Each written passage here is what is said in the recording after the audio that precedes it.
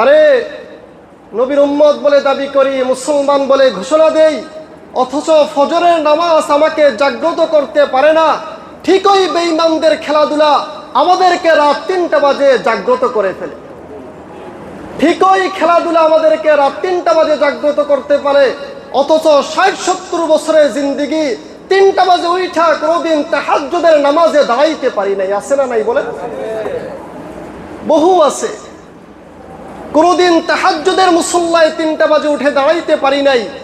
ঠিকই সেই ৩টা বাজে উঠে বেঈমানদের খেলাধুলার জন্য নাচতে পারি, অথচ সেই বেঈমানদের খেলাধুলা যদি তারা জিতেও তবু আমার কোনো লাভ নাই, তারা যদি হারে আমার কোনো লসও নাই।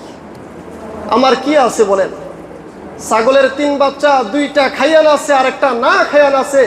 বেঈমানরা তো তারা জিতবে, টাকা পয়সা পাবে, তাদের নাচার তো কারণ আছে।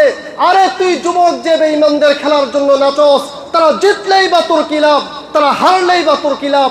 তুই তো ছাগলের 3 নাম্বার বাচ্চার মতো নাচতে থাকস, তোর তো কিচ্ছু নাই, তোর তো কিচ্ছু নাই, তুই নাচস কেন বল? আজকে সেই বেঈমানদের পতাকা দিয়ে তোর বাড়িকে তুই রঙিন করেছিস, বেঈমানদের সেই পতাকা দিয়ে রাস্তাগুলোকে রঙিন করেছিস।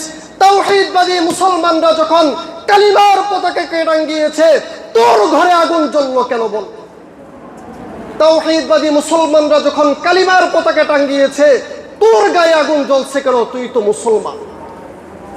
যখন মেয়র হানিফ ফ্লাইওভারে তাওহীদবাদী মুসলমানেরা কালিমার পতাকা টাঙ্গিয়েছে, তুই মুসলমানের ঘরে জন্ম নিয়ে মুসলমানের পরিচয় দিয়ে তোর কলিজার মধ্যে আগুন লেগেছে, মানে হয় তুই বেটা কাফের আর বেঈমান। তুই কাফের আর বেঈমান, তুই মুসলমান না। কি করে তোর গায়ে আগুন জ্বললো কালিমার সেই পতাকা দেখে? অথচ বেঈমানের পতাকা দিয়ে তোর দেশ রঙিন হয়েছে, বেঈমানের পতাকা দিয়ে তোর দেশকে রঙিন করা হয়েছে। তোর কোনোদিন গায়ের মধ্যে আগুন জ্বলে নাই? তোর তো আগুন জ্বলা দরকার ছিল। আজ বেঈমানের পতাকা আমার দেশের মধ্যে উঠতেছে, অথচ তাওহীদের পতাকা আমার দেশের মধ্যে নাই। আমার নিজের দেশের পতাকাটা পর্যন্ত উড়াই নাই, নিজের দেশের পতাকা পর্যন্ত উড়াই নাই, অথচ ঠিকই কাফের বেঈমানদের পতাকা দিয়ে দেশকে উড়িয়ে ফেলেছি।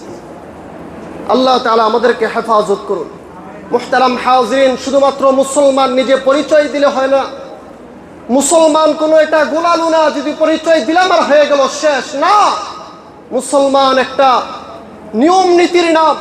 আমাদের জন্য একটা ধর্ম আছে, আমাদেরও একটা আদর্শ আছে, আমাদেরও একটা নিয়ম শৃঙ্খলা আছে, আমাদেরও কোরআন আছে, আমাদেরও সুন্নাহ আছে, আমাদেরও সব কিছু আছে।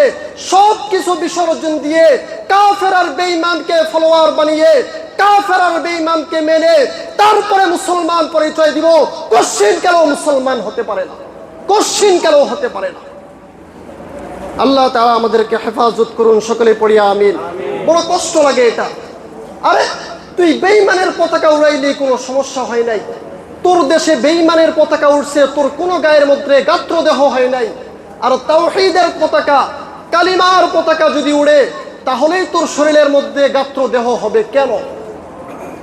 তাওহীদের পতাকা উড়াইলেই তোর শরীরের মধ্যে আগুন জ্বলবে কেন? তুই কি মুসলমান না বেটা? আর তুই মুসলমান না, বেঈমানে হস না কেন? বেঈমান হয়ে যদি তুই কাফিরের পতাকা উড়াইতে পারোস, আমি মুসলমান হয়ে তাওহীদের পতাকা উড়াইতে পারবো না কেন? কে আমাকে বাধা দিয়েছে? রাষ্ট্রের কোন নীতিতে এটা আছে? তুই কাফিরের পতাকা উড়াইতে পারলে আমি মুসলমানের পতাকা উড়াইতে পারবো না।